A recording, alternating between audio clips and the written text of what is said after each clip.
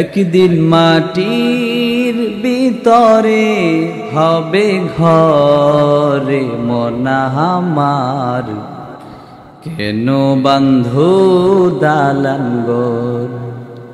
প্রাণ পাখি উড়ে যাবে পিঞ্জর ছেড়ে,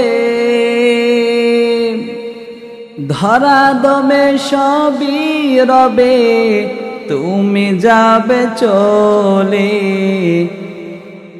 বন্ধু বান্ধব যত মাতা পিতা তারা শুধু হবে তোমারই পর রে মনা আমার, কেন বান্ধো দালান ঘর?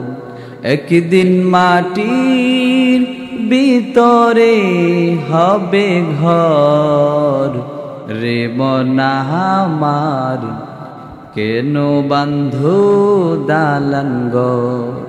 সকলেরই কিন্তু মাটির ঘরে যেতে হবে, ঠিক কি না? এই দুনিয়ার মায়া ভালোবাসা ত্যাগ করে 3.5 হাত মাটির ঘরে কিন্তু সকলকেই যেতে হবে। কবরে যাওয়ার পর 3টি প্রশ্ন করা হবে। কয়টি প্রশ্ন? 3টা কোশ্চেন করা হবে। এই 3টা কোশ্চেন বেঈমান, নাস্তিক, মুরতাদ, বামপন্থীদের জন্য হচ্ছে 3টা প্রশ্ন, 3টা কোশ্চেন। আর যারা ইমানদার, যারা মুসলমান, তাদের জন্য হচ্ছে 4টি কোশ্চেন। ভালো মতো শুনেন, ইমানদারদের জন্য 4টি কোশ্চেন, আর বেঈমান, কাফের, মুশরিক তাদের জন্য হচ্ছে 3টে কোশ্চেন।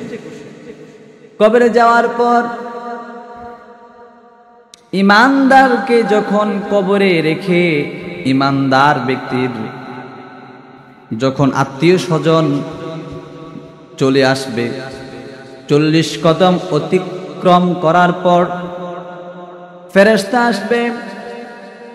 2 ফেরেশতা, এক ফেরেশতার নাম হচ্ছে মুনকার, অপর ফেরেশতার নাম হচ্ছে নাকির। এই 2 ফেরেশতা আসবে, এসে মাইয়িতকে প্রশ্ন করবে, মান রব্বুকা, তোমার প্রভুকে?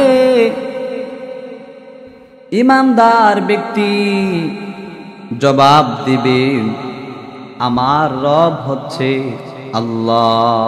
আমাদের রবকে? আল্লাহ। দ্বিতীয় প্রশ্ন করবেন, দ্বিতীয় কোশ্চেন, ওয়ামা দীনুকা, তোমার ধর্ম কি? ইমানদার ব্যক্তি যদি সে দ্বিতীয় প্রশ্নের অ্যান্সার দিতে পারে, দ্বিতীয় প্রশ্নের অ্যান্সার, আমার ধর্মের নাম হচ্ছে ইসলাম। তৃতীয় প্রশ্ন করা হবে, ওয়ামান হাদাল্লাযী বুইসা ফীকুম, এই ব্যক্তিকে যাকে তোমাদের নিকট প্রেরণ করা হয়েছে। ইমানদার ব্যক্তি যদি রাসূলের মহব্বত, ভালোবাসা, ইতাআত, অনুকরণ, অনুসরণ করে থাকে, ইমানদার ব্যক্তির জবান থেকে অটোমেটিকলি অ্যান্সার চলে আসবে, বলবে, ইনি তো মুহাম্মদ, ইনি তো আমার রাসূল। এই 3টা প্রশ্ন করার পর আরেকটা প্রশ্ন করবেন, ওয়ামা ইলমুকা, ইমানদারদের জন্য আরেকটি প্রশ্ন অতিরিক্ত, ওয়ামা ইলমুকা, তুমি এই ইলম কোথায় পেয়েছ? এই কথা তুমি কোথায় শুনেছ? এই ইলম তুমি কোথায় থেকে শিখলা? তখন ইমানদার ব্যক্তি জবাব দিবে, আমি এই ইলম শিখেছি কোরআন থেকে, আমি এই ইলম শিখেছি রাসূলের হাদিস থেকে। কবরে 3 প্রশ্ন করা হবে। যখন ইমানদার ব্যক্তি অ্যান্সার দিবে, জবাব দিবে, তখন এই 4 প্রশ্নের জবাব যখন সে ফুললি অ্যান্সারগুলো দিতে পারবে, তখন আল্লাহ তাআলা ফেরেশতাদেরকে বলবেন, ইমানদার ব্যক্তিকে তোমরা জান্নাতি লেবাস পরিধান করাও। আল্লাহু আকবার পড়েন। ইমানদার ব্যক্তিকে ফেরেশতারা জান্নাতের লেবাস, জান্নাতের পোশাক পরিধান করাইবেন, জান্নাতের জন্য রাস্তা সুগম করে দিবেন। তার কবরটাকে, ইমানদার ব্যক্তির কবরটাকে 70 গজ পর্যন্ত চওড়া করে দিবেন, প্রশস্ত করে দিবেন। ইমানদার ব্যক্তিকে আল্লাহ তাআলা জান্নাতে প্রবেশ করিয়ে দিবেন যদি এই 3-4 প্রশ্নের উত্তর দিতে পারে, এই 4 প্রশ্নের উত্তর দিতে পারে। এটা হচ্ছে ইমানদারদের জন্য। আর বেঈমান, কাফের, মুশরিক, বামপন্থী, নাস্তিক, মুরতাদ, রামভামদেরকে 3টা প্রশ্ন করা হবে। ওই তাদের বামপন্থী বেঈমান মুশরিকদের জন্য 2 জন ফেরেশতা আসবে। যখন তাদেরকে কবর দেওয়া হবে, কবর দেওয়ার পর 2 জন ফেরেশতা আসবে।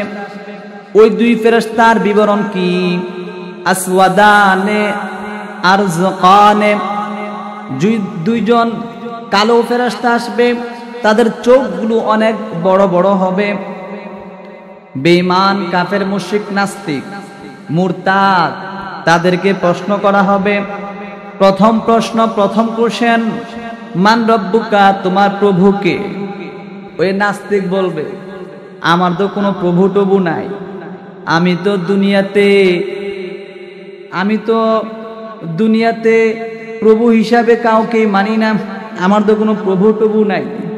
হ্যাঁ, আমার আবার ধর্ম কি, ইসলাম কি? আমি তো নেতা খেতার পিছনে ঘুরছি, আমি তো লেনিন মৌসটনের আদর্শ মানছি, আমি তো কার্ল মার্কসের নেতার অনুসরণ করছি। হ্যাঁ, তখন প্রথম প্রশ্ন করার পর সে পারবে না, সে বলবে আমি জানি না, লা আদরি। দ্বিতীয় প্রশ্ন করা হবে, ওয়ামা দীনুকাম, তোমার ধর্ম কি? রামপন্থী, ভামপন্থী, নাস্তিক, মুরতাদরা তখন বলবে, আমার আবার ধর্ম কি? আমার তো কোনো ধর্ম নাই, আমি তো শাহবাগে গিয়া, শাহবাগ চত্বরে এই ইসলামকে মিঠিয়ে দেওয়ার জন্য ইসলামের আর দুর্নাম করতাম, আমার তো কোনো ধর্ম নাই। ধর্মর যার যার, উৎসব সবার, ঠিক কি না? আমার তো কোনো ধর্ম টর্ম নাই।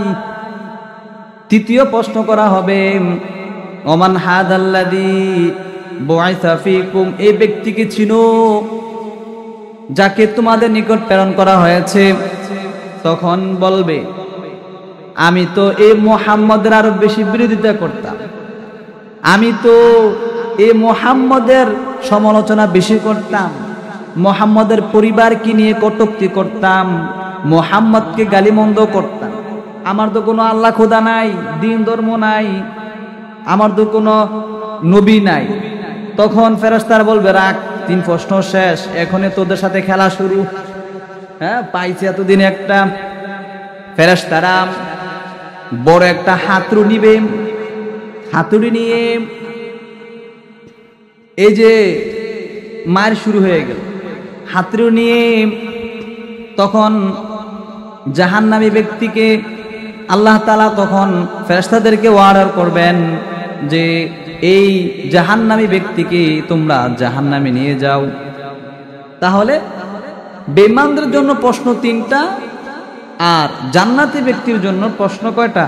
4টা। এই 4 প্রশ্ন যদি ইমানদার ব্যক্তি দিতে পারে, তার জন্য জান্নাত দিয়ে দিবে কে? আল্লাহ।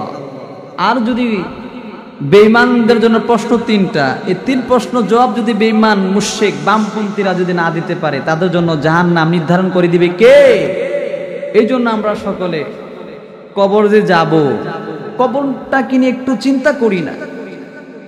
দুনিয়ার মায়া, ভালোবাসা, মমতা পড়ে আমরা আখিরাতকে ভুলে গিয়েছি, আল্লাহকে ভুলে গিয়েছি, আমরা আমাদের কবর, মৃত্যুকে ভুলে গিয়েছি, ঠিক না? আসুন একটু ভাবুন, দুনিয়া থাকার জায়গা না।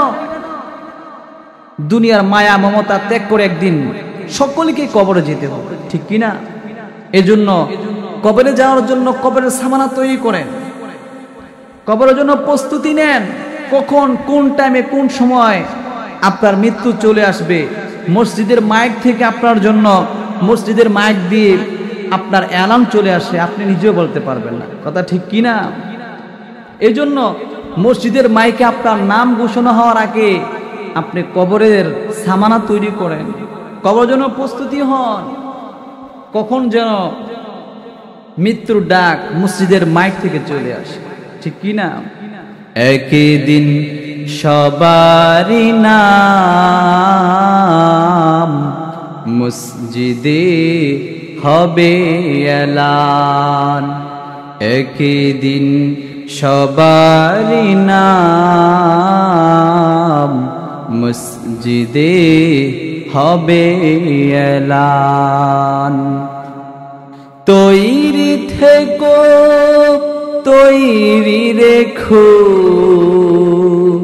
কবরের মাল সামান, একই দিন সবারই নাম মসজিদে হবে এলান। ঠিক কি না? এই জন্য মসজিদে আপনার নাম ঘোষণা হওয়ার আগে, মৃত্যুর ঘোষণা হওয়ার আগে আপনি মৃত্যুর প্রস্তুতি নেন। রাজি আছেন তো? আল্লাহ তাআলা আমাদেরকে কবরে যাওয়ার পূর্বে কবরের সামানা ঈমান নেক আমলে যাওয়ার তৌফিক দান করেন। পড়েন আমিন।